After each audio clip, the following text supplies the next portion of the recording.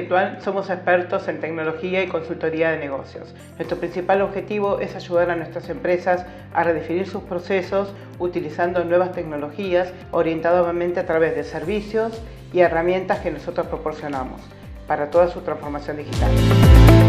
En América Virtual trabajamos como socios de nuestros clientes, los acompañamos en los proyectos, usamos la última tecnología, .NET, Java, BI, contamos con un gran plantel de profesionales. En definitiva, el objetivo de nuestro cliente es el nuestro y buscamos entregar el mejor producto. Nuestros valores son adaptabilidad, compromiso con la calidad, colaboración y trabajo en equipo, foco en el cliente y respeto en las relaciones laborales, personales y comerciales. Los resultados nos avalan. Hemos incrementado nuestra nómina un 30% en estos 2 meses y más de 30 proyectos en curso.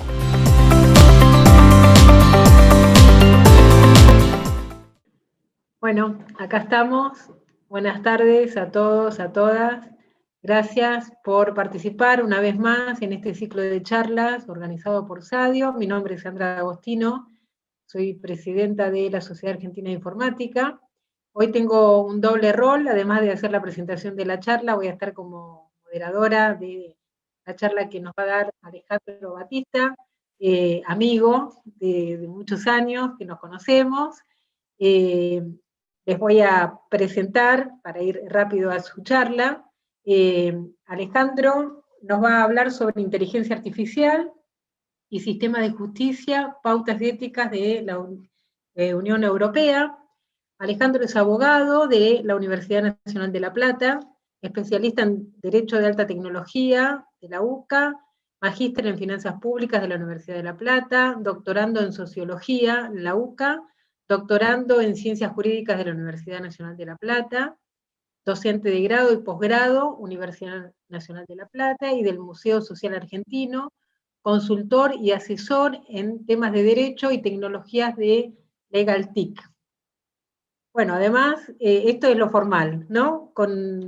Te conozco hace tantos años, para mí Alejandro tiene un perfil que no lo veo mucho en los abogados, con un alto conocimiento en tecnología, y bueno, te acuerdo de los años que yo estaba en Nación y vos ya estabas trabajando en PAMI, ¿no? Era cuando implementaste uno de los pioneros en firma digital. Bueno, Alejandro, bienvenido, gracias por estar acá con nosotros compartiendo este ciclo de charlas. Y bueno, la idea es escucharte, que hagas tu presentación.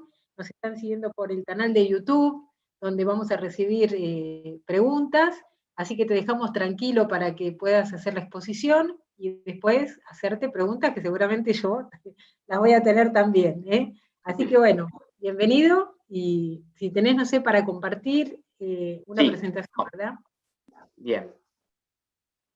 Vamos a compartir ahí, ahí se debe estar viendo. Vamos a pantalla completa. Ahí estamos. Perfecto. Bien. Bueno, para mí es un placer, Sandra, siempre poder participar de estas iniciativas que se llevan adelante a través de diferentes ámbitos. Nos hemos cruzado en muchos ámbitos, fundamentalmente en el ámbito público, y de allí también hemos participado en muchas experiencias de estas características, y hoy el tema que se viene tratando en estos encuentros realmente es muy, muy interesante, y es un tema que, bien decías, quizás todavía no aparece en la agenda habitual o profesional de los abogados, pero ya está apareciendo cada vez más. Hace algunos años, no tantos, 5 o 6 años, costaba más encontrar abogados que tuvieran algún perfil o con alguna conexión con las tecnologías y lo que ello implica. Hoy, afortunadamente, esto ha cambiado mucho, hay muchas más publicaciones, hay muchas más actividades, hay mucha más oferta académica que vincula la temática tecnológica con el derecho, como debe ser, porque en definitiva el derecho es un producto social y hoy la sociedad está atravesada por la tecnología y por lo tanto el derecho no puede quedar atrás, ¿sí? Tiene que ver la manera de abordar fenómenos que hoy se producen cada vez más en entornos tecnológicos y que por eso es importante conocerlo. Y en el caso particular de la inteligencia artificial, la verdad que es un poco como la fábula de la rana y el agua caliente. Para cuando nos querramos acordar, vamos a tener una gran cantidad de ofertas, como está pasando en Europa y en Estados Unidos, una gran cantidad de ofertas de servicios jurídicos basados en sistemas o en plataformas que apelan a la inteligencia artificial. Así como la inteligencia artificial viene aportando y viene mostrando ventajas de utilización en un sinfín de espacios de la vida cotidiana, lo veamos o no, a veces no nos damos cuenta, pero muchas de las plataformas, de los sistemas, de las plataformas de streaming que utilizamos tienen toda esta tecnología detrás, y entonces no es raro que de alguna manera empiece a conectar con ámbitos que quizás a priori parezcan un poco más reacios a los cambios, como puede ser el ámbito público en general y la administración de justicia y los abogados en particular. Por eso decía, es interesante que se puedan dar estos ámbitos de intercambio transversales, multidisciplinarios, para poder analizar estas temáticas que requieren de un enfoque amplio. En este sentido, bueno, la convocatoria de hoy era conversar un poco sobre qué pautas se están presentando a nivel de los distintos países, y en particular de la Unión Europea, pensando en la utilización de sistemas de inteligencia artificial en entornos judiciales. Todos los países están, como decía antes, están haciendo sus experiencias. En nuestro país quizás todavía es bastante incipiente, hay dos o tres desarrollos que están funcionando, uno muy interesante que se llama Prometea en el ámbito de la Administración de Justicia de la ciudad, y también en el ámbito privado Sherlock, de la empresa El Dial, que utilizan sistemas de inteligencia artificial, pero todos los países van haciendo este recorrido, y al momento de iniciar este camino se empiezan a apreciar algunas de las cuestiones que entran en debate, que entran en consideración sobre cómo nos afectan estos sistemas de inteligencia artificial. Y en el caso de la Unión Europea en particular, tiene la tradición y tiene la costumbre de emitir mucha regulación, entonces hay mucha normativa que está relacionada con esta temática desde diferentes aspectos. Y entonces hoy queríamos presentar algunos principios que están recogidos en una carta que se denomina Carta Ética Europea para el uso de la inteligencia artificial en sistemas de justicia y su entorno. Como decía, esto es específico para el ámbito judicial, pero hay otras normas, desde el Reglamento General de Protección de Datos Personales, o más recientemente se ha instrumentado y también se ha emitido un marco de los aspectos éticos de la inteligencia artificial, robótica y tecnologías conexas, es decir, que es un ámbito mucho más amplio, no solamente para lo que es el desarrollo o el ámbito de la justicia. Y también hay distintas comunicaciones, entre ellas una del 2018 de la Comisión al Parlamento Europeo sobre inteligencia artificial para Europa. Ellos suelen tener planes de desarrollo y, como decía, mucha normativa que va planteando algunos de los aspectos y de los caminos a seguir.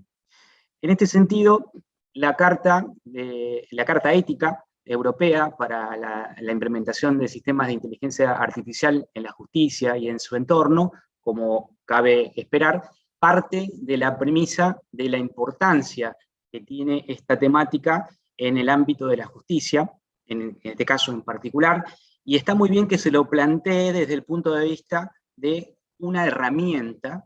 Es muy importante no confundir fines con medios. La inteligencia artificial es una herramienta que tiene el potencial de aportar mucho en aspectos que hoy en día, si lo tomamos en el contexto local, pero es más o menos generalizado, en algunos más, en algunos menos, es un síntoma de cierto descontento con el funcionamiento de la justicia en los distintos países, ¿sí? Por eso es interesante que la Carta se lo plantee como un elemento que puede mejorar la eficiencia y la calidad del sistema de justicia. Y el sistema de justicia, como sabemos, es una responsabilidad del Estado y de los gobiernos, y es una herramienta que tienen las sociedades para poder abordar ciertas situaciones que muchas veces presentan conflicto, porque el conflicto, en definitiva, es inherente a la propia condición social de seres humanos que estamos en contacto permanente uno con otros. Esta carta fue emitida por la Comisión Europea justamente para la eficiencia de la justicia. Y vamos a ver que incorpora una serie de principios que son muy generales, pero también muy importantes, muy orientadores, hacia dónde deben ir los desarrollos en materia de inteligencia artificial cuando hablamos de la administración de justicia. En cuanto a los destinatarios de esta carta, también es muy relevante plantear la cooperación pública-privada. Nosotros sabemos que en general en el desarrollo tecnológico suele haber cierta diferencia de dinamismo, cierta diferencia de incorporación o de receptividad a las novedades en lo que es el ámbito privado respecto del ámbito público. Como decía recién, hay en Estados Unidos y en Europa numerosas empresas que se dedican hoy en día a ofrecer servicios jurídicos basados en inteligencia artificial.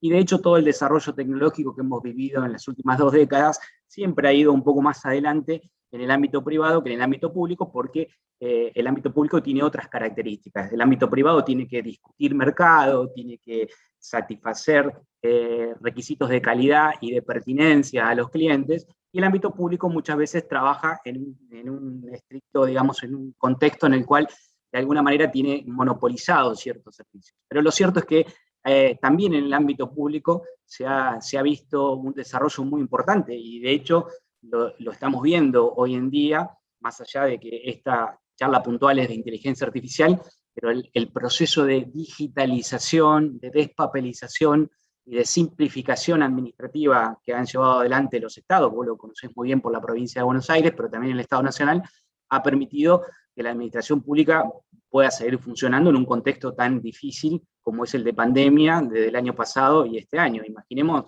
no que esto haya sucedido hace 10 años atrás, que hubiera sucedido 5 años atrás, 6 años atrás, es muy probable que la administración pública y la administración de justicia dentro de la administración pública se tuviera que manejar con correo electrónico y teléfono. Estos eran los medios que teníamos disponibles. Hoy esto ha cambiado. Y es bueno que la carta incentive entonces la cooperación entre los desarrollos privados y los desarrollos públicos.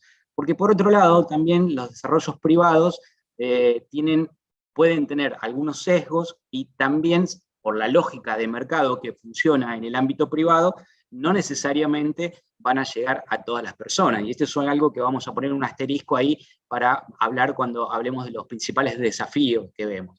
Pero bueno, entonces la carta está destinada a tanto a los actores públicos, sobre todo a aquellos que tienen que tomar decisiones, y sobre todo también como una pauta para quienes tienen que regular. Eso es otra cuestión muy importante, la regulación de la tecnología, la regulación de la innovación, es un desafío muy grande, porque incluso los sistemas jurídicos y los sistemas legislativos ágiles y dinámicos no pueden seguir el ritmo de la innovación tecnológica. Entonces muchas veces nos encontramos con situaciones en las cuales o bien no hay un marco regulatorio establecido, cosa que no siempre es malo, a veces es bueno, y trabajar sobre las pautas de que todo aquello que no está prohibido está permitido, obviamente en determinados ámbitos. Una cosa es la justicia civil y comercial, por ejemplo, y otra muy diferente, la justicia penal. Y en otros casos a veces hay regulaciones que no terminan de convencer a los distintos actores y pueden llegar incluso a frenar algún tipo de desarrollo. En el caso particular de inteligencia artificial, es bueno que haya pautas generales que orienten la postura de los países hacia esa regulación y por supuesto también hacia el control. Por eso está resaltado el aspecto de la auditoría, que lo vamos a mencionar también en otros pasajes de la exposición. Bueno, la carta obviamente también incluye una definición muy amplia, una de las tantas que podemos encontrar. Recordemos que más allá de que el concepto en sí de inteligencia artificial tiene varias décadas ya, es sobre todo en los últimos años en los que se ha desarrollado más, ha llegado más al gran público, y suele ser todavía un concepto en construcción, pero en definitiva hacemos referencia a estos sistemas, a estos algoritmos, a estas plataformas que tratan de emular de alguna manera las habilidades o las capacidades cognitivas, sobre todo en lo que tiene que ver en el aprendizaje y la aplicación de reglas que hacemos los seres humanos. ¿Bien? Tenemos una distinción cuando hablamos de inteligencia artificial, y uno por allí todavía se queda con las películas de ciencia ficción y esas inteligencias artificiales antropomórficas y que suelen aparecer en futuros distópicos, pero lo cierto es que hoy la inteligencia artificial está representada por sistemas, por algoritmos que operan en determinados ámbitos. La llamada inteligencia artificial fuerte sería aquella que más se acerca precisamente a estas habilidades y a esta manera de poder relacionar los temas de manera abstracta y generalizada. Esa es todavía una inteligencia artificial que está en desarrollo y que, según muchos de los entendidos, requiere de grandes avances, no simplemente mejoras en la capacidad de procesamiento de datos o en la capacidad de aprendizaje de los sistemas. Por ahora estamos en lo que se denominan inteligencias artificiales débiles o puntuales, es decir, bueno, la inteligencia artificial que pudo haberle ganado al campeón de AlphaGo sirve para AlphaGo, pero no la puedo poner a analizar expedientes judiciales porque no sabe hacerlo, ¿sí? Y viceversa. Los sistemas que se están desarrollando en el ámbito judicial sirven a esos efectos, pero no necesariamente podemos extrapolarlos como podemos hacer los seres humanos aprendiendo y aplicando conocimiento a áreas nuevas. Decíamos entonces, y entrando ya en el objeto principal de la charla, vamos a hacer algún pequeño repaso en este breve tiempo de cuáles son estos principios que establece la Carta, y que son 5 principios, como decíamos, fundamentales y, creo yo, suficientemente orientadores de lo que tiene que ser o lo que puede ser el desarrollo de los sistemas de inteligencia artificial en el ámbito de la justicia.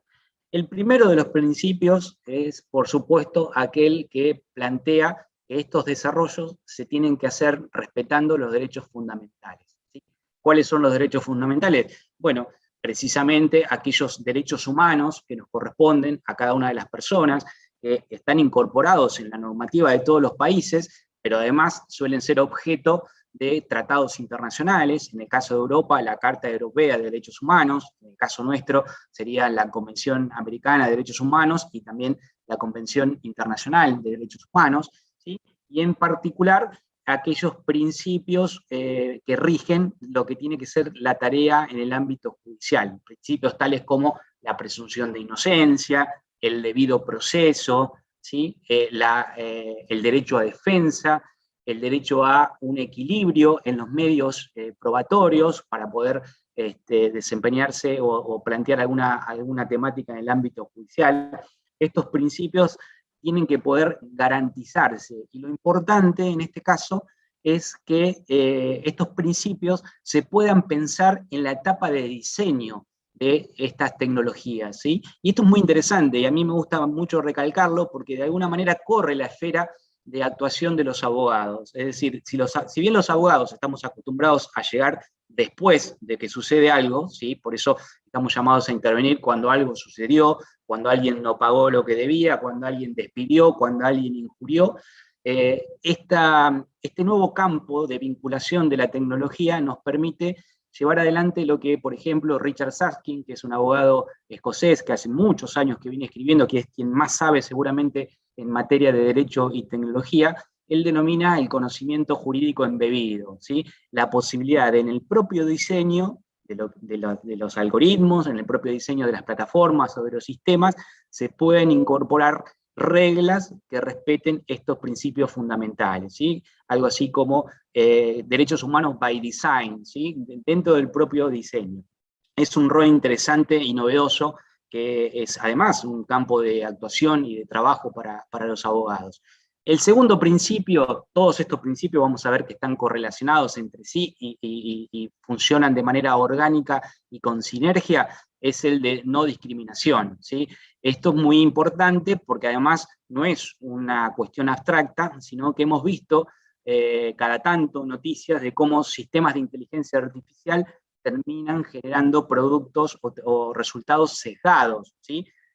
Fallas en el reconocimiento facial, sesgos a la hora de elegir algún postulante para un puesto laboral, como pasó en su momento con la inteligencia artificial que implementaba Amazon en su área de recursos humanos, o muchos casos en los cuales ¿Qué es lo que sucede? Bueno, dado que uno de los pilares fundamentales, uno de los fundamentos justamente de los sistemas de inteligencia artificial es la posibilidad de procesar, de analizar grandes volúmenes de datos, entonces es muy importante saber cómo son esos datos, porque si esos datos ya tienen algún sesgo, por lo que fuere, porque son datos que provienen de un determinado contexto, y como sociedad, por ejemplo, para mencionar simplemente uno de los sesgos posibles, el sesgo vinculado al género, somos una sociedad que está todavía muy sesgada hacia el machismo, entonces bueno, si la inteligencia artificial procesa ese tipo de datos, tenemos que tener cuidado de que, primero, poder detectar esos sesgos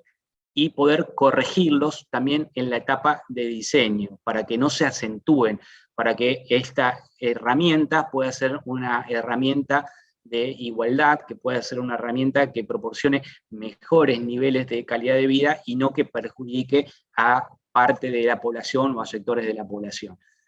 En tercer lugar, y vinculado, como siempre, por eso decíamos, todos los principios se concatenan entre sí, es muy importante el principio de calidad y de seguridad. Decíamos recién, si se necesitan muchos datos para poder trabajar con estos sistemas de inteligencia artificial, y en este caso estaríamos hablando de datos judiciales, ¿sí? De datos que tienen que ver con partes en el litigio judicial, tenemos que asegurarnos la calidad de esos datos, ¿sí? Tenemos que poder trabajar con fuentes certificadas. Y aquí también es importante esto que mencionábamos hace unos minutos de la vinculación entre el área privada y el área pública.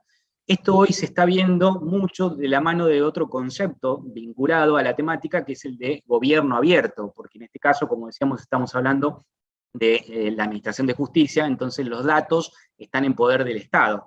El concepto de gobierno abierto y de datos abiertos permite justamente hacer este puente de contacto entre lo que puede ser la iniciativa privada, que necesita de esos datos, y el Estado, que pueda garantizar no solamente la calidad de esos datos, sino también la seguridad de esos datos, y además el cumplimiento de las normativas que están previstas en materia de protección de datos personales, ¿sí? Por eso también aquí se habla de protección de datos personales por diseño, sistemas que permitan de alguna manera anonimizar los datos que se vayan a utilizar, y esto es fundamental dentro del ámbito del Poder Judicial y de la Administración de Justicia, sobre todo en ciertos campos del derecho, ¿sí? Por ejemplo, en materia de derecho penal, por ejemplo, en materia de derecho de familia, ¿sí? Allí es muy importante y se suele ver cómo se publican, por ejemplo, las sentencias y demás, sin publicar los nombres de las partes o datos personales que puedan resultar de algún tipo de afectación a derechos individuales.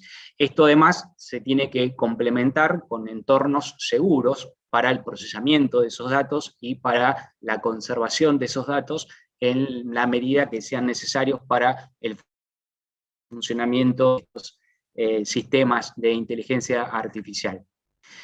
El cuarto principio que nos proporciona la Carta es el de transparencia, imparcialidad y justicia. Podemos empezar por lo último, lo de justicia. Como decíamos hace un ratito, estos sistemas tienen que venir a colaborar en una mejor prestación del sistema de justicia. Tienen que estar al servicio de esa meta, que es la de lograr justicia de calidad, en tiempo. Ahí es muy, muy importante y es mucho lo que pueden aportar estos sistemas de inteligencia artificial. Hoy mencionábamos Prometea en el ámbito de la Ciudad de Buenos Aires. Hay muchísimas estadísticas que muestran lo abrumador que es el procesamiento de datos que puede hacer Prometea y el ahorro de tiempo que permite al personal judicial para que ellos puedan dedicarse a otro tipo de tareas, que ahora lo vamos a ver en el principio número 5.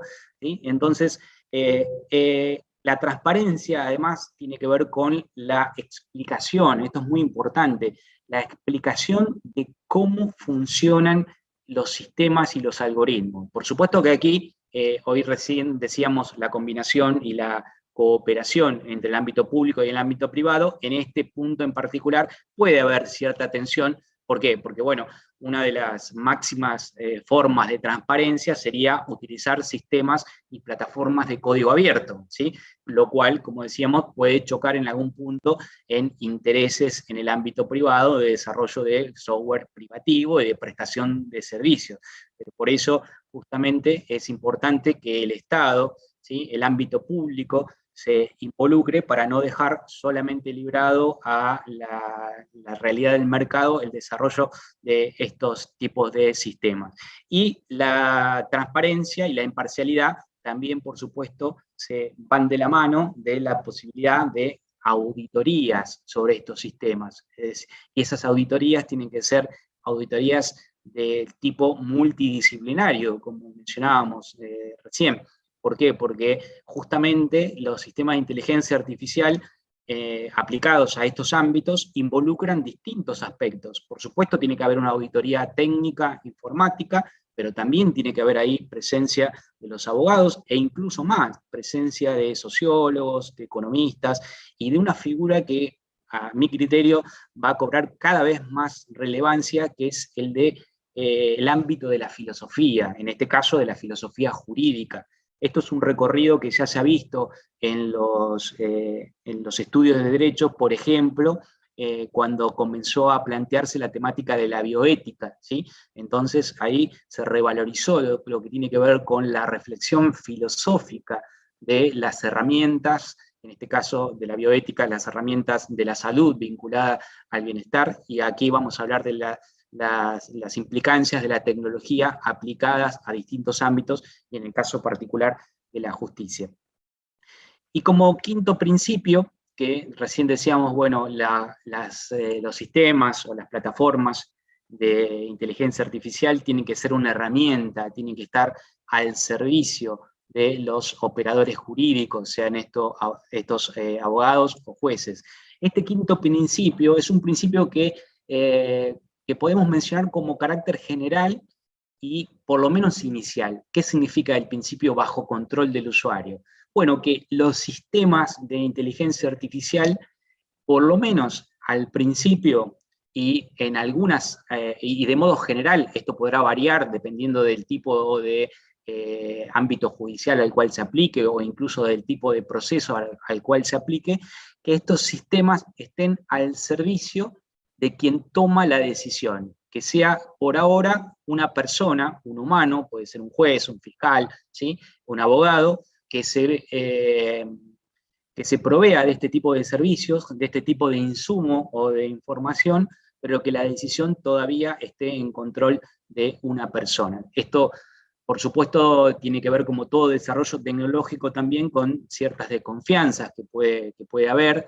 Uno podría decir tranquilamente, bueno, que es más confiable, digamos, poder auditar un código informático que tiene input y output ya preestablecidos y que se puede auditar, o la manera en la que llega a un resultado o a una convicción una persona, donde por supuesto allí no solamente se valoran reglas jurídicas, sino entran a jugar prejuicios o entran a jugar y a juzgar también condiciones personales, opiniones, ¿sí? Sabemos que no debería ser así, pero en definitiva los operadores jurídicos y los abogados y los jueces, aunque no parezca, somos personas.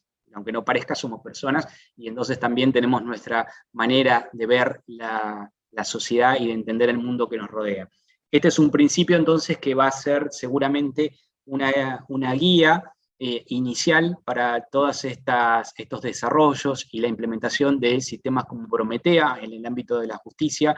Decíamos, en el ámbito de la justicia de la Ciudad de Buenos Aires, también se está utilizando la Corte Interamericana de Derechos Humanos, y hay una experiencia de aplicación de Prometea, que dicho sea de paso, es un desarrollo público, ¿sí? Allí está el doctor Corbalán, que es un abogado que yo creo que es el que más sabe en materia o uno de los que más saben en materia de inteligencia artificial aplicada a la justicia. Decía, Prometea también está siendo probada en la Corte Constitucional en Colombia, por ejemplo, ¿sí? Y como mencionaba hace unos minutos, tiene para mostrar resultados concretos en todo lo que tiene que ver con el análisis de antecedentes judiciales y antecedentes de dictámenes, por ejemplo, en la Fiscalía, y lo que hace Prometea es preparar un dictamen de acuerdo a esos antecedentes y lo ofrece para que quien tenga que tomar la decisión lo pueda hacer con ese insumo. Decía que depende de los procesos. Hay ciertos procesos judiciales, esto es una cuestión más técnica, jurídica, pero hay ciertos procesos judiciales que se parecen más a un programa informático. Por ejemplo, los juicios ejecutivos. Son juicios muy acotados, donde lo que los abogados podemos plantear son cosas muy acotadas también, no hay mucho para discutir, se presenta una demanda, hay que contestarla con ciertas características, solamente puedo decir o justificarme de un par de maneras concretas y nada más. Esos son sistemas que probablemente sean los primeros que puedan llegar a volcarse a una justicia automatizada, a una justicia en la cual toda la decisión, todo el proceso y la decisión pueda estar instrumentado a partir de un algoritmo, porque como decía, funciona muy parecido a un algoritmo.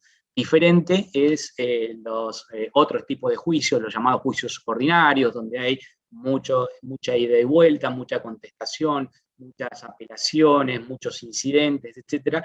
Allí seguramente es más difícil de modelar un proceso judicial, pero seguramente vamos a ver muchos avances en los últimos años, en los años venideros, en esta materia, y como ya se está viendo en muchos lugares del mundo, existen ya tribunales totalmente automatizados para ciertas causas, para causas de lo que los abogados llamamos menor cuantía, y que son importantes porque suelen ser la mayor cantidad de causas que hoy están en los tribunales y que provocan esto que decíamos de atraso en las decisiones judiciales y en la prestación del servicio de justicia.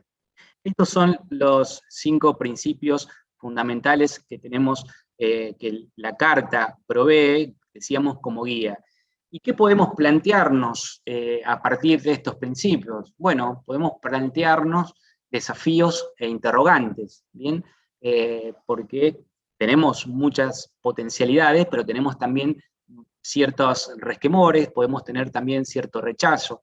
En primer lugar, para redondear, para hacer 5 y 5, digamos, así como hablamos de 5 principios, podríamos hablar de 5 desafíos o interrogantes. En primer lugar, pondría esta cuestión de poder buscar el equilibrio, el balance entre lo que sería el aprovechamiento de los datos públicos vinculados a la justicia, el legal analytics o el big data legal, ¿sí? Y por lo menos contrapesarlo con lo que tiene que ver con la normativa de protección de datos personales. Es muy importante que se puedan utilizar, que estén disponibles los datos, porque si no, no hay manera de poder aplicar estos sistemas de inteligencia artificial, pero que esos datos estén disponibles para todos, no solamente para determinadas empresas que pueden hacer aprovechamiento de esos datos, sino, y además estén de manera tal que se respeten las normas de protección de datos personales, el Reglamento General de Protección de Datos Personales en Europa, o nuestra Ley 326 de Protección de Datos Personales. Y en este sentido, ojo que hay algunos países que están viendo con cierta desconfianza la posibilidad de procesar estos grandes volúmenes de datos en materia judicial. Francia es uno de esos países, y Francia estableció una normativa que prohíbe justamente generar perfiles o datos personalizados a partir de la utilización de datos de identidad de los magistrados o datos judiciales. Creo que ese no es el camino es otro, el camino es, como decíamos, la cooperación. Suele pasar que, como en muchos casos, quizás las herramientas tecnológicas puedan llegar a mostrar ciertas falencias, es decir, bueno, si yo puedo aplicar una plataforma o un sistema o un algoritmo de inteligencia artificial, puedo, por ejemplo, a las decisiones de un tribunal, puedo detectar ciertas contradicciones, ¿sí? Y quizás a muchos operadores jurídicos no les interese que esas contradicciones surjan a la luz. Pero bueno, eso habrá que ver cómo cada uno de los países adopta este tipo de iniciativas. El otro desafío, lo mencionábamos también, es lograr equilibrar, siempre estamos hablando de equilibrios, lo que puede ser el tratamiento automatizado de datos y por lo tanto la generación de instancias automatizadas, de instancias judiciales automatizadas, pasos procesales, pero que cumplan con las garantías procesales que están definidas en esos derechos fundamentales que mencionábamos en el primer principio. ¿Y cuáles son? Los reiteramos por si acaso. Principio de inocencia, principio de debido proceso, principio contradictorio, posibilidad de derecho a defensa, amplitud probatoria, ¿sí? Toda una serie de principios que están establecidos en las normativas no solamente jurídicas, específicas en cada uno de los países, sino, como decíamos, están contenidas en tratados que hoy forman parte de la matriz o el conglomerado de derechos humanos. ¿Bien? En tercer lugar, podríamos mencionar la necesidad de trabajo multidisciplinario. A mí me gusta ver la temática de inteligencia artificial casi como una nueva filosofía. ¿Por qué? Porque la filosofía siempre fue ese campo, digamos, transversal de conocimiento, fue el origen de todas las ciencias. Cada una de las ciencias o campos de conocimiento fueron desprendimientos de la filosofía, y hoy nos queda la filosofía como esa mirada con tinte humanista de la realidad. Yo creo que la inteligencia artificial, los sistemas de inteligencia artificial son una gran oportunidad de recuperar esa reflexión filosófica y humanista. Por eso es importante que esto no quede en manos de informáticos, así como es importante que no quede en manos de abogados, ¿sí? Esto tiene que ser un desarrollo multidisciplinario que involucre, como decíamos, a sociólogos. Es muy importante ver el impacto de estas tecnologías en la sociedad, que involucre a economistas, ver de qué manera evitamos que se produzcan nuevas brechas sociales a partir de la tecnología, o nuevas brechas profesionales a partir de quienes tengan acceso a determinada tecnología y quienes no. Imaginemos por un momento que estas tecnologías permiten predecir cierto resultado de un juicio, y que a partir de esa predicción los abogados decidan aceptar o no aceptar determinadas causas, y esto afecta a otros de los derechos fundamentales que no lo mencioné, pero que es el del acceso a la justicia, el real acceso a la justicia. Entonces, tiene que estar involucrado necesariamente un perfil multidisciplinario. Es una gran oportunidad para que muchas profesiones, y lo digo específicamente por la profesión de abogado, que es una profesión muy cerrada, muy esquemática, en su ámbito en general conservador. Siempre comento con los estudiantes en la facultad, que aún en los casos de desempeño profesional en estudios donde varios abogados, se parece más a compartir un departamento o compartir gastos de un estudio que a trabajar efectivamente en equipo. Tenemos muchas falencias los abogados para trabajar en equipo con otros abogados, ni hablar con otros profesionales de otras disciplinas. Pero esta es una gran oportunidad que se nos presenta para poder no solamente hacer nuestro aporte, sino también mejorar como profesionales. Y esto nos lleva a los pasos 4 y 5, digamos, de los desafíos, que es necesariamente vamos a asistir a una transformación de lo que es la esencia del trabajo de los abogados. Este autor que yo les mencionaba, Richard Susskind, en uno de sus tantos libros tiene un título muy sugerente, que se llama El fin de los abogados, repensando la lógica de los servicios jurídicos. Entonces, hay muchas tareas que quizás los abogados veníamos haciendo de manera repetitiva. Esto que decíamos antes, si ser abogado es buscar antecedentes, eso es algo que no vamos a poder hacerlo, porque no vamos a poder competir, no ya con sistemas de inteligencia artificial, sino inclusive con un buscador como Google, o algún buscador temático, o algún repertorio de jurisprudencia como los que tenemos de acceso libre, en nuestro caso, por ejemplo, InfoUse. Entonces, esa no es la tarea del abogado. El abogado tiene que repensarse, tiene que plantearse, como decíamos antes, poder colaborar en el desarrollo de estas nuevas herramientas que permitan lograr una mejor calidad de justicia. Y también, obviamente, se tendrá que transformar la justicia. La justicia tal como la conocemos es una instancia que tiene siglos, que viene funcionando de la misma manera desde hace siglos. Ahora ha tenido que digitalizarse o acelerar procesos de digitalización, porque, por ejemplo, la provincia de Buenos Aires, desde el año 2010, que viene trabajándose con entornos digitales, con el programa Augusta en la justicia, con firma digital los abogados, pero hubo que acelerar ese proceso, y son ámbitos, como decía, que tienden a ser conservadores, pero esta es una gran oportunidad para acercarse a las necesidades de los ciudadanos, para poder dar respuesta en tiempo, en forma y de calidad. Tenemos que poder aprovechar las tecnologías para lograr una mejor prestación del servicio de justicia. A modo de síntesis, entonces, ¿qué podemos decir desde el ámbito jurídico? Bueno, que por lo menos no podemos ser indiferentes a esta realidad. Tenemos que poder acompañar el cambio e involucrarnos activamente, ser parte de ese cambio, ser protagonista de esta nueva etapa que se nos abre a partir de la utilización de las tecnologías. Y una última reflexión es el tema que también aquí es muy importante la tarea de los abogados y los jueces, es que el derecho y la aplicación del derecho y la justicia no es solo repetir pautas que ya se vienen aplicando, ¿bien? Tenemos la innovación, tenemos la creatividad, la dinámica del desarrollo del derecho como un fenómeno vivo, decía Alberti, el derecho es un fenómeno vivo, y esto ¿en cuándo se aprecia? Justamente cuando el derecho cambia, la jurisprudencia cambia a partir de incorporar interpretaciones novedosas que están fuera del patrón general. Entonces, veamos cómo aquí tenemos un campo de acción más que interesante los abogados. Podemos dedicarnos a buscar, a crear alternativas a interpretaciones del derecho para que, por ejemplo, no quede solamente la reiteración de una jurisprudencia que se viene dictaminando de una determinada manera. Si no, no existirían lo que los norteamericanos o los ingleses llaman el leading case, ¿sí? Ese caso, esa jurisprudencia donde cambia la interpretación de alguna de las... También los abogados primeros, porque somos los que arrimamos ideas y argumentos al juez, y los jueces después, en materia de interpretación de las leyes, preparados, apoyados por la tecnología, tienen la oportunidad de realizar un aporte genuino a la aplicación del derecho.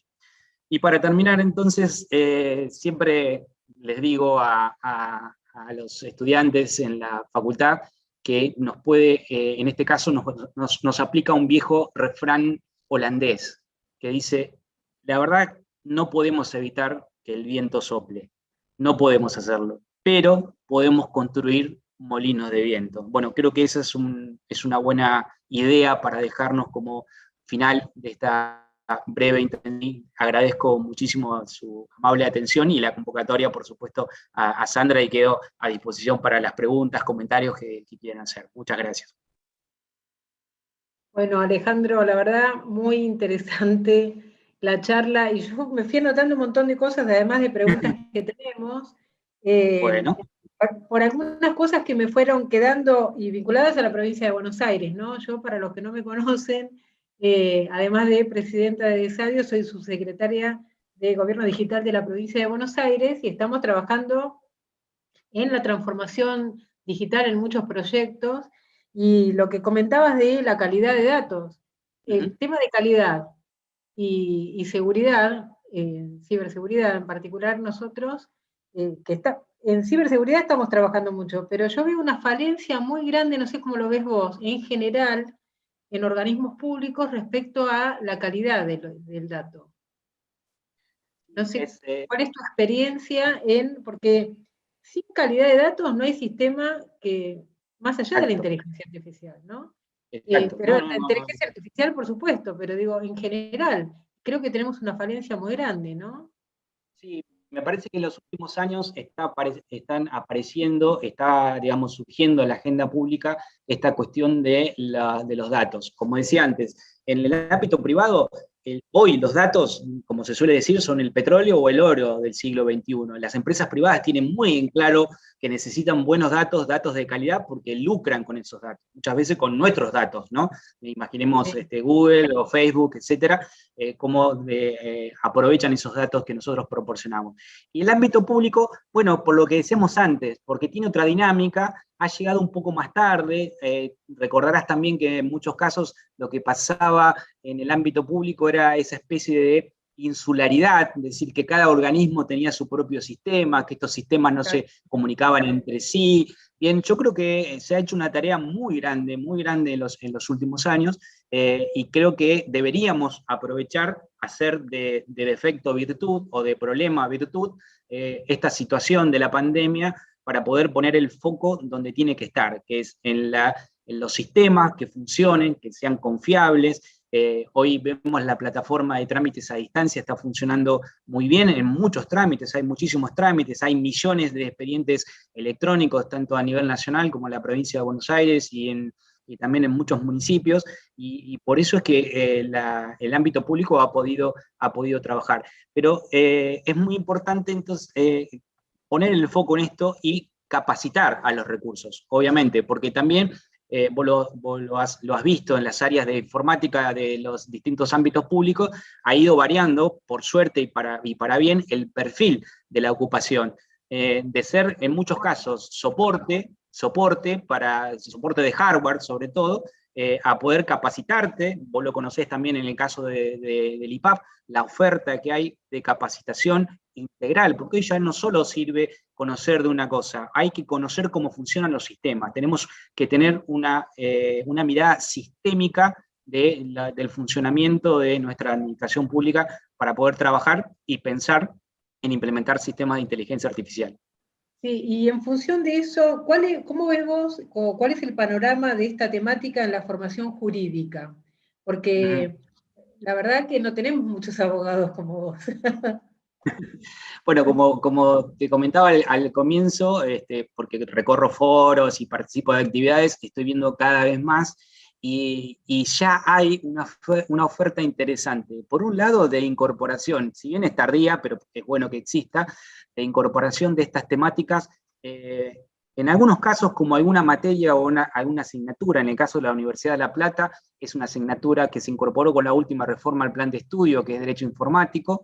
Más allá de lo que podamos decir de la denominación, es importante que se vean estas temáticas. En la Universidad del Museo Social Argentino, te contaba, tenemos allí la asignatura Derecho Informático de las Nuevas Tecnologías, y además, en particular, en el caso de la oferta de inteligencia artificial, también hay una interesante tendencia a incorporar estas temáticas, que además están saliendo de su nicho inicial, que podían ser las carreras informáticas o las carreras de ingeniería, para hacerlo justamente interdisciplinario. La UBA tiene un laboratorio de inteligencia artificial que además colaboró en el desarrollo de Prometea.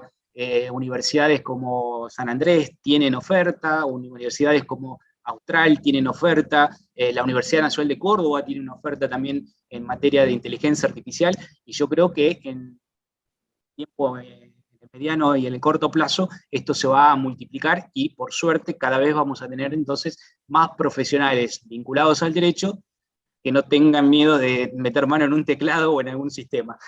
Claro, porque, digamos, eso sería respecto a los estudiantes o a quien quiera volver, porque alguien que ya se recibió, que quiera volver a la facultad a hacer algún curso. Ahora, ¿cuál es el desafío que tienen los abogados ante esta temática, ¿no? Los que ya están trabajando? ¿Cómo lo ves? Y el gran desafío que tenemos es adaptarnos al cambio, tener mente abierta, cosa que cuesta bastante, no perder la capacidad de aprendizaje.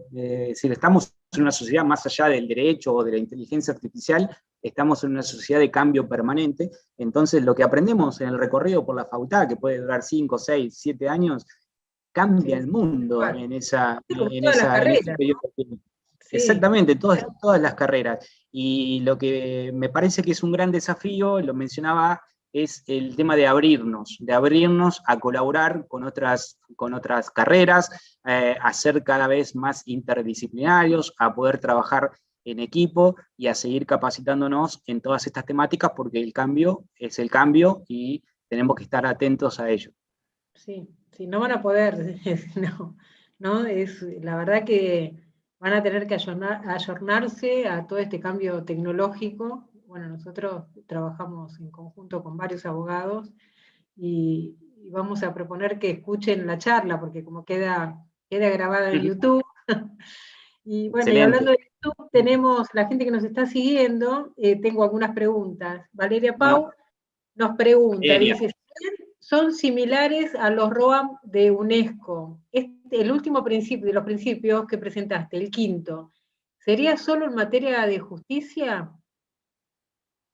En principio, en materia de justicia, yo creo que esto ha sido incorporado, sobre todo porque, bueno, como decíamos, estamos en un ámbito muy tradicional y en el que todavía se confía más en el criterio humano que en el del sistema. Yo creo que eso va a ir cambiando. Me parece que es un principio que puede guiar toda la temática del desarrollo de inteligencia artificial y de manera similar a como lo mencionamos aquí, que hablábamos específicamente de la Carta Europea para inteligencia artificial en el entorno de la justicia, también está receptado en los otros documentos que yo les mencionaba como principios que guían el desarrollo o las políticas de inteligencia artificial a nivel europeo. Bien. Bueno, Valeria también nos pregunta, otra consulta, si hay alguna particularidad en el Ministerio Público Fiscal de Cava por la cual pudo implementarse Prometea y no lo hagan en las provincias. ¿Sabés si Buenos Aires está en algún camino en este sentido? Gran pregunta, porque como en todos los casos se necesita una combinación de lo que se llaman mentes abiertas, early adopters. Juan Corbalán lo explica muy bien en las distintas publicaciones que ha hecho y artículos sobre Prometea, que ellos encontraron, haciendo, digamos, un análisis FODA, una oportunidad muy grande que le dio cabida el ámbito de la ciudad y en esa fiscalía en particular para poder desarrollar este sistema de inteligencia artificial. Creo que hay también, por un lado, una cuestión de tamaño, ¿sí? De dimensiones. Obviamente no podemos comparar lo que puede ser una fiscalía de la Ciudad de Buenos Aires a lo que puede ser la justicia en la provincia de Buenos Aires, ¿no? Las dimensiones siempre generan complicación. Y ojo que, digamos, la justicia de la provincia de Buenos Aires no tiene un sistema como Prometea de inteligencia artificial, pero sí que tiene y está funcionando, como decía antes, desde el año 2010, el expediente electrónico, y por eso se ha podido seguir trabajando. Yo creo que en la medida en que sistemas como Prometea se hagan más conocidos y tengan más rodaje de alguna manera, se van a empezar a implementar en algunos tipos de procesos judiciales, no tengo duda. Claro. Vos sabés que en la provincia de Buenos Aires, hace muy poco, logramos integrar GEDEVA, que es el sistema de gestión de expedientes del Ejecutivo, con Augusta. Con Augusta, que es el sistema de expediente electrónico del Poder Judicial. Claro. Estamos interoperando los dos poderes y bueno, nos llevó unos meses de integración, pero se logró. Yo creo que a la pregunta que hace Valeria, entiendo que vamos hacia ese camino. Lo que pasa es que sí, la provincia de Buenos Aires es muy grande y tampoco tenemos que pensar que toda la justicia tiene que tener inteligencia artificial de la nada a la totalidad, ¿no? Hay que empezar con algunos lugares. Bueno, tengo un montón de preguntas, no quiero yo hablar yo. Rosana Costaguta consulta.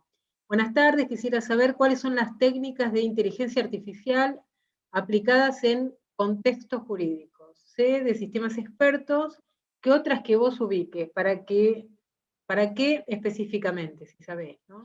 Bueno, en el caso de, obviamente los sistemas estos están basados en sistemas expertos, y en el caso de Prometea lo que hace es analizar toda la base de datos de los dictámenes y los expedientes judiciales de la justicia de la Ciudad de Buenos Aires para establecer estas generalidades o estos patrones, y ofrece dictámenes prearmados para que quien tenga que tomar la decisión diga si está de acuerdo con ese dictamen o no. Ese es el mecanismo que está haciendo hasta ahora. Es básicamente un sistema que procesa grandes cantidades de datos y plantea alguna solución. De la misma manera, como decía, se está aplicando en la Corte Interamericana de Derechos Humanos, e incluso se han hecho comparativas sobre a qué resultados llegaba Prometea comparados con los resultados que efectivamente se dieron en los trámites que tramitaban ante la Corte Interamericana, y ha tenido un grado muy alto de similitud.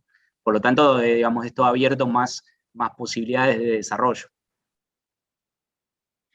Bien, bueno, después Salvador Orsini nos hace un comentario y una pregunta también, ¿no? La exposición, dice, de Alejandro ha sido una aproximación a la integridad de distintos datos diseminados por el país. Advierto que cada propietario, entre comillitas, de los datos se resiste fuertemente a compartirlos. Pregunto si hay algún estímulo, ya sea académico como económico, para que se desprendan de ese tesoro en homenaje al bien común. Sí, qué interesante comentario. Bueno, los que tenemos muchos años en la administración pública sabemos también que la cuestión de los datos y, como decíamos en su momento, sentarse arriba de los datos y que cada organismo quería ser propietario de esos datos, era una manera de justificar o de mostrar poder dentro de la organización pública. Yo creo que esto ya no es tan así en base a la utilización de estas plataformas como GDEVA o GD Nacional, ¿sí? Entonces los datos ahora ya están en servidores que están respaldados, por supuesto, que tienen redundancia, que tienen todos los mecanismos de seguridad y que tienen amplia disponibilidad. No estaría mal algún incentivo, no sé si a compartir los datos, pero a lo que decía antes Sandra, a poder cuidar de la calidad de esos datos. Porque el tema de la seguridad de los datos es básicamente implementación de medidas lógicas y físicas de seguridad. Pero la calidad de los datos tiene mucho que ver con el operador, ¿sí? Entonces, si bien hoy tenemos GDEVA o GD, que nos estandariza mucho la utilización de los expedientes electrónicos, hay muchos campos todavía en los cuales es bueno que haya una cierta práctica del usuario, sin ir más lejos. ¿Qué colocamos en referencia de una nota, un expediente, un documento oficial? Es muy importante para poder después ubicar esos datos. No estaría mal que hubiera algún estímulo para que se desarrollen o para que se formen y se capaciten. Hay mucha oferta en el ámbito del IPAP, en la provincia de Buenos Aires, y hay mucha oferta en el ámbito del INAP, en el ámbito de la Administración Pública Nacional, en estos temas. Sí, sí. Sí, yo me permito agregar de lo que conozco en la provincia de Buenos Aires, para contestarle a Salvador también. Desde la provincia se estimula o es la política, más que estimular, es la política de tecnología, de la información y de las comunicaciones, a llevar a la provincia como una plataforma de servicios digitales. Por lo tanto, hay que compartir la información con la seguridad que corresponda, porque no se puede compartir cualquier cosa, ¿no? Por supuesto. Pero bueno, es un camino que ya está iniciado y que no se va a volver atrás, y así que, bueno, yo creo que es un avance importante en ese sentido. Respecto a la calidad, yo antes de estar como subsecretaria, que fui gerente general en ARBA, la Agencia de Recaudación de la Provincia de Buenos Aires, lo digo porque algunos que nos están siguiendo de YouTube es de distintas provincias, nos saludan de Santiago del Estero, de San Luis. ARBA, Agencia de Recaudación de la Provincia de Buenos Aires, hicimos un proyecto de calidad de datos. Lo que pasa es que es un compromiso no solo de los informáticos, sino también de las áreas usuarias, responsables, los dueños son los usuarios. En el caso de ARBA eran los gerentes que tenían a cargo la parte de automotores, la parte de inmobiliario, pero sí, es un arduo trabajo que hay que hacer, ¿no? Bueno, tenemos otra, dice Hugo, gracias por la excelente disertación. ¿Cómo se asegurará que existan controles reales para que se respeten todos los principios que enumeraste? Fundamentalmente para proteger discriminaciones, para evitar sería, ¿no? Claro, sí. Bueno, creo que en esa materia hay que seguir caminos que se han probado en otras temáticas, que tiene que ver con la involucración, con involucrar, por ejemplo, a universidades, a organismos públicos. Hay muchas organizaciones de la sociedad civil que trabajan en esta temática, entonces poder hacer algún tipo de comisión que pueda auditar esto. Si es además producto de sistemas que se realizan en el ámbito público, eso generalmente está con código abierto, entonces tenemos que tener profesionales que puedan ir auditando desde estos distintos aspectos que veníamos mencionando. Profesionales técnicos, informáticos, profesionales abogados, que vean cómo se aplica la normativa de protección de datos, cómo incluso se puede, como decíamos, aplicar esa protección de datos desde el propio diseño. Creo que entonces la clave está en el desarrollo de los sistemas de manera multidisciplinaria y en el control, involucrando a organismos públicos, universidades, personalidades que puedan dar fe, digamos, de su transparencia en este control. No es algo que se pueda hacer exclusivamente desde el sector público ni exclusivamente del sector privado. Bien. Bueno, y tengo más preguntas, pero bueno, tengo una en particular ¿Cuál puede ser, cómo pensás que puede ser la recepción de este tipo de herramientas en la administración de la justicia? Bien, buena pregunta. Sí, claro. Decíamos, la administración de justicia forma parte de la administración pública, con lo bueno o lo no tan bueno que eso puede tener, ¿sí? Y lo que vemos es que en el caso de la provincia de Buenos Aires, para hablar de lo que más conozco, digamos, es un sistema que está recargado, está en muchos casos a punto de colapsar y que no responde casi, diría, en nada a lo que son las expectativas y necesidades de los ciudadanos, en cuanto a obtener algún tipo de respuesta en tiempo y forma.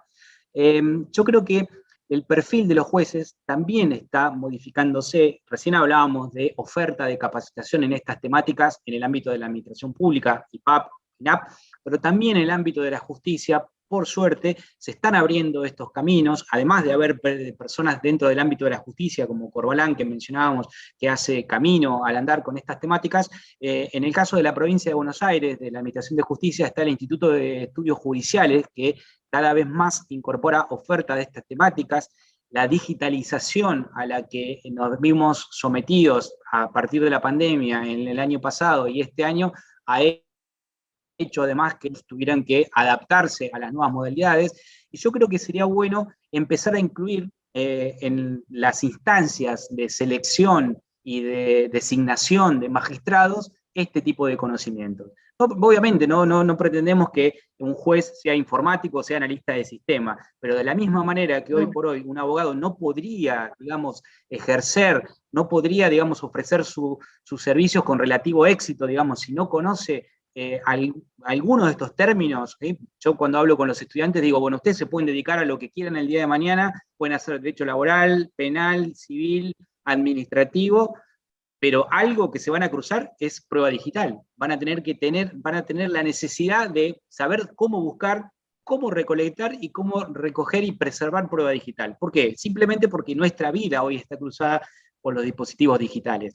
Y esa reflexión vale también para los jueces. Yo creo que está habiendo cada vez una recepción mayor y es muy importante que se mantenga y se fortalezca esta preparación. Hay instancias, hay foros en los que se participan, hay ámbitos internacionales que impulsan este tipo de iniciativas. Yo creo que hay un panorama interesante y, como decía antes, creo que la pandemia puede ser una gran oportunidad para dar el salto adelante que se necesita. Sí, yo cuando me estaba acordando de otras épocas, cuando se empezó a implementar firma digital. Claro. Que en la justicia también costó bastante que aceptaran la firma digital. Bueno, sí, hoy mencionabas que... Hoy es una cosa... claro, hoy es ABC. Claro, sí. Hoy es el ABC que hace posible el expediente digital. Exactamente. Acá Ángel Eduardo Casasola dice, con la implementación de inteligencia artificial en los diferentes procesos es necesario realizar una refuncionalización de las diferentes tareas que se llevan en la actualidad en los juzgados. Sí, totalmente, ¿no? Sí, claro. Como en cualquier ámbito en el que se implemente este tipo de nuevas tecnologías, eso en el plazo inmediato, digamos, en el corto plazo, implica una recapacitación porque seguramente hay muchas tareas que se hacían de manera manual que van a ser suplantadas de manera mucho más eficiente y mucho más rápida por estos sistemas. Entonces hay que estar preparados para eso. Dicho sea de paso, hoy estamos hablando de inteligencia artificial, pero cuando hablamos en general, los abogados o en los distintos foros jurídicos del funcionamiento de la justicia, tenemos muy en claro que no es solamente incorporar tecnología. España ha hecho una gran reforma judicial repensando la administración de los juzgados. Esa es otra cosa que se está viendo ahora también. Cómo generar, digamos, legal management en lo que tiene que ver con la gestión administrativa y sin ir más lejos, con cómo guiar y cómo llevar adelante la relación con el recurso humano de un juzgado. Digamos. Todo eso influye y termina impactando en lo que es la prestación del servicio de justicia. Claro, exacto. Bueno, ahí te digo que tenemos saludos de distintas provincias, porque están desde Neuquén, Jujuy, nos están escuchando. Bueno, bueno. Sí, la verdad que Sadio es, bueno, una organización federal. que es federal, nos están siguiendo, así que, bueno, ahí tenemos varios saludos. Bueno, Alejandro, muchas gracias por tu participación. La verdad que nos encanta el tema y a mí nos encanta y a mí en particular, y yo lo digo ahora como subsecretaria de Gobierno Digital de la provincia de Buenos Aires, porque nosotros tenemos que hacer creo que la provincia, todas las provincias, lo digo en particular por la que conozco, las demás no conozco, pero todas funcionan similar, obviamente, pero así como vos decías los cambios que hay que hacer en los juzgados, nosotros creo que la administración pública también lo tenemos que repensar con todas estas herramientas y los principios que nos estuviste manifestando. Así que bueno, muchas gracias. Un placer. Ahora me despido de la gente que nos estuvo siguiendo hasta ahora, recordando que nosotros también tenemos capacitación en Sadio, tenemos una plataforma de cursos que la verdad que tuvimos mucho éxito este año, vamos a aumentar nuestra cantidad de cursos, y bueno, una de las temáticas son estas que estamos hablando ahora, pero los invitamos a que vean en la página de Sadio todo lo que tenemos, y también no olvidarse que tenemos la JAIO del 19 al 30 de octubre, bueno, ya se presentaron los trabajos, pero invitarlos a aquellos que no participaron en trabajo, que participen como oyentes en las charlas que vamos a dar en ese ciclo. Y por último, ahora vamos a compartir, vos Ale, estás compartiendo la pantalla, deberías dejar de compartir vos. Dejo de compartir para la encuesta. Ahí está. Y ahora Alejandra o Constanza, que están detrás del escenario nuestro, van a compartir una encuesta lo hacemos para ir mejorando cada vez más en nuestros ciclos de charlas y actividades que damos y que hacemos en Sadio. Así que bueno, muchas gracias, nos despedimos hasta el martes que viene, que es la última entrega de este ciclo. Gracias, Ale. Saludos. Adiós.